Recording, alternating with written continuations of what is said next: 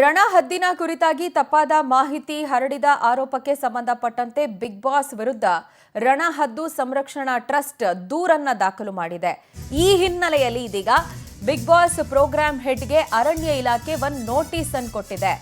ತಪ್ಪು ಮಾಹಿತಿ ಹರಡಿದ ಆರೋಪದಡಿ ತಿಳುವಳಿಕೆ ನೋಟಿಸ್ ಅನ್ನು ಕೊಡಲಾಗಿದ್ದು, ರಣಹದ್ದುಗಳು ಯಾವುದೇ ಪ್ರಾಣಿಗಳನ್ನು ಬೇಟೆ ಆಡೋದಿಲ್ಲ ಅಂತ ಹೇಳಿ ಒಂದು ಇನ್ಫಾರ್ಮೇಶನ್ ಕೊಡುವಂತ ಕೆಲಸ. ಹದ್ದು ಮತ್ತು ರಣಹದ್ದಿಗೂ ಬಹಳ ವ್ಯತ್ಯಾಸ ಇದೆ ಅಂತ ಹೇಳಿ ನೋಟಿಸ್ನಲ್ಲಿ ಉಲ್ಲೇಖ ಆಗಿದ್ದು, ವಾರದ ಕತೆ ಕಿಚ್ಚನ ಜೊತೆಯಲ್ಲಿ ರಣಹದ್ದು ವಿಚಾರ ಪ್ರಸ್ತಾಪ ಆಗಿತ್ತು. ರಣಹದ್ದು ಹೊಂಚ್ ಹಾಕಿ ಸಂಚು ಮಾಡಿ ಲಬಕ್ ಅಂತ ಹೇಳಿ ಹಿಡ್ಕೊಳ್ಳುತ್ತೆ. ಪಕ್ಷಿ ಪ್ರೇಮಿಗಳಿಗೆ ಈ ಸ್ಟೇಟ್ಮೆಂಟು ಬಹಳ ಬೇಸರವಂತಂದಿತ್ತು. ಅಳಿವಿನಂಚಿನಲ್ಲಿರುವಂತ ಪಕ್ಷಿಯ ಉಳಿವಿಗೆ ಹಿನ್ನಡೆಯಾಗುವಂತ ರೀತಿಯಲ್ಲಿ ಕೂಡ ಈ ಸ್ಟೇಟ್ಮೆಂಟು ಬಿಂಬಿತವಾಯಿತು. ಹೀಗಾಗಿ ಹದ್ದು ರಣಹದ್ದಿನ ವ್ಯತ್ಯಾಸದ ಕುರಿತು ಸ್ಪಷ್ಟೀಕರಣಕ್ಕೆ ಸೂಚನೆಯನ್ನು ಕೊಡಲಾಗಿದೆ. ಬಿಗ್ ಬಾಸ್ ಪ್ರೋಗ್ರಾಂ ಹೆಡ್ಗೆ DRFO ನೋಟಿಸ್ ಒಂದನ್ನು ಕೊಟ್ಟಿದ್ದಾರೆ. ದೃಶ್ಯದಲ್ಲಿ ಗಮನಿಸ್ತಾ ಇದ್ದೀವಿ.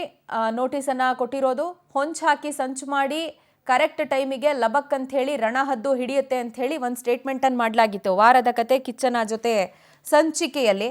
ಬಟ್ ಅದು ಅನೇಕ ಪ್ರಾಣಿ ಪ್ರೇಮಿಗಳಿಗೆ ಬೇಸರವನ್ನು ಉಂಟು ಮಾಡಿತ್ತು. ಇನ್ಫ್ಯಾಕ್ಟ್ ರಣಹದ್ದು ಹಾಗೆಲ್ಲ ಹೊಂಚ್ ಹಾಕಿ ಅಥವಾ ಯಾರನ್ನು ಬೇಟೆ ಆಡೋದಕ್ಕೆಲ್ಲ ಹೋಗೋದಿಲ್ಲ.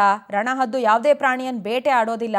ಹದ್ದು ರಣಹದ್ದಿಗೂ ಬಹಳ ವ್ಯತ್ಯಾಸ ಇದೆ ಅಂತ ಹೇಳಿ ಇದೀಗ ನೋಟಿಸನ್ನು ಕೊಡಲಾಗಿದೆ. ಆ್ಯಂಡ್ ಅದರ ಡಿಫ್ರೆನ್ಸಸ್ಸನ್ನು ಕೂಡ ಕೊಟ್ಟಿದ್ದಾರೆ. ರಣಹದ್ದುಗಳು ಯಾವ ರೀತಿಯಾಗಿ ಜೀವನ ಶೈಲಿಯನ್ನು ಹೊಂದಿರುತ್ತೆ, ವಲ್ಚರ್ಸು, ಆ್ಯಂಡ್ ಹದ್ದುಗಳು ಈಗಲ್ಲು, ಕೈಟು, ಫಾಲ್ಕನ್ ಇದೆಲ್ಲ ಬರುವಂತಹ ಒಂದು ಕ್ಯಾಟಗರಿ.